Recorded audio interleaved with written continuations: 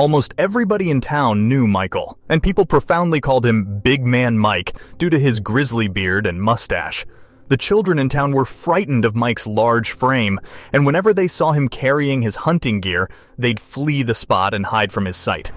Before we continue, please take some time to subscribe to Dailydose, like, and share this video with your friends. One day, on his usual hunting spree in the dense Alaskan woods, Mike encountered a little boy who was dead, scared about something. "Do I know this boy? Why does he look so unfamiliar to me?" he thought to himself as he followed him. At first, Mike thought the kid was from his town. He went after him silently, unaware of what he'd encounter in the deep woods tucked away from plain sight. Mike owned a small shop that sold snacks and essentials, and since his store neighbored a local gas station on the outskirts of town, he usually had several customers visit him after filling up their vehicles. He often curled his mustache in pride whenever his customers looked around at the different trophies displayed in his shop. "Ah, and that's the red fox fur from last summer," he exclaimed in glee as shoppers paraded the aisle, eyeing some of the most exquisite trophies that boasted Mike's hunting skills. Again, it was that time of the year the old man decided to take a long break and tour the woods. The blossoming trees and early grass pushing through the earth were what Mike loved about spring. "Finally, it's time to bring home another fresh piece of my game," he muttered while packing his stuff. Mike put his nephew Simon in charge of the store during his break. He tossed a few building essentials and hunting gear into his Jeep and headed to the woods to find the perfect tree to build his hunting lodge. He worked hard day and night to erect his hideout, assuming nobody was watching. A week later, the cabin was completed. Perched atop the tree and covered by leaves and creepers, the hideout was capacious to lodge Mike and his things. He knew what he was after this time, and he picked up a crate of apples from his Jeep. "Now, this would do the trick to lure the mighty moose," Mike exclaimed. He tossed the apples on the soil, setting a food trap to hunt the animal. He climbed back to the cabin and looked through the scope on his gun. He waited for a couple of hours, and as he was about to take a break, he saw the leaves rustle. Mike curiously gaped through the gun scope, eagerly waiting for his elk to appear. "There you are, my love. Come on, hop in front of Daddy," he whispered. He held the gun firm while readying his finger on the trigger. "I am not going to miss this shot, baby!" Mike focused on the target, hoping it would be his best catch ever. He couldn't stop imagining the beautiful display of the moose's antlers in his shop that would sing praises of his hunting calibers. The dry leaves rustled louder than before while the bushes indicated movement. Mike knew this was it and prepared for the position, but as he checked through the scope, he saw fine blonde hair and pale skin appear out of nowhere. "What the hell is that? That's no moose!" he uttered in disbelief. Mike looked through the scope and saw a little boy hastily picking up the apples and gathering them in his shirt. The boy was frightened and looked around every 2 seconds. He then looked up at the tree, and from his expressions, Mike could tell the lad was surprised and scared. "Wait a minute, who is this boy? And what is he doing here in this dense forest?" Mike had several questions hounding his mind, and for a second, he assumed the boy could have lingered around from town. "It's too dangerous to be alone like that. Wait, you little rascal. See what Big Man Mike is gonna do now," Mike mumbled as he put down his gun and climbed down from his hideout. "Hey kid, what are you doing up here? And where are your parents?" Mike asked the boy. The kid backed off in fear while the old man watched in disbelief. "Wait there. It would be best if you weren't here alone. Tell me, and I'll take you to your parents," the old hunter said, and rushed after him.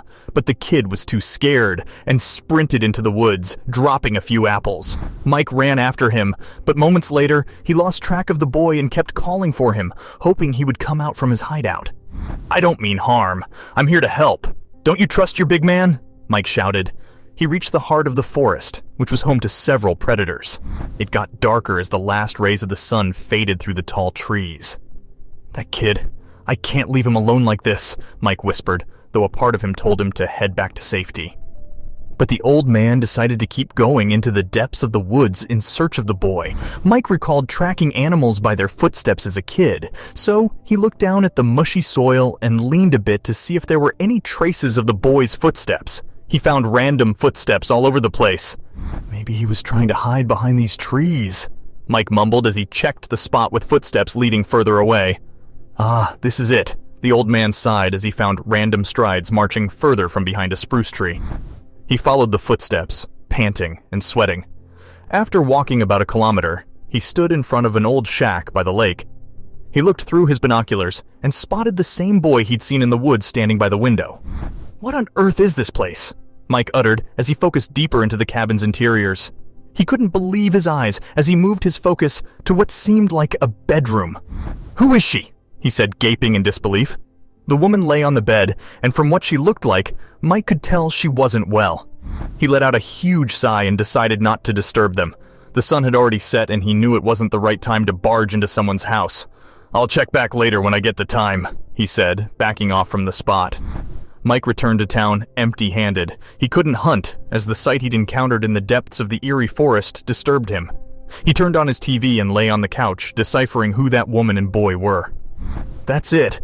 I need to get back there and find out who they are right now," he clamored. Mike jumped into his Jeep, and as he turned the ignition key on, he couldn't get over the fact that the boy was picking apples off the ground. Were they hungry? They looked poor, and maybe they don't have anything to eat, Mike thought to himself and drove to his store. But why are they in the woods? I need to find out. The good man he was, Mike decided to help the family at his own risk. "For whom is this, Papa?" Simon asked the old man curiously. Mike looked at his nephew and he was reminded more of the little boy in the woods. "I'll explain later, Sonny. Now it's time for a little adventure," he said and hurried to his Jeep.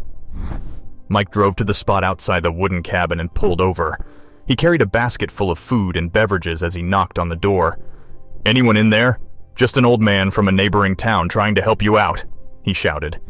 Since nobody answered him, Mike gently kicked the door open and walked in. The woman on the bed thought it was her son and called out to him.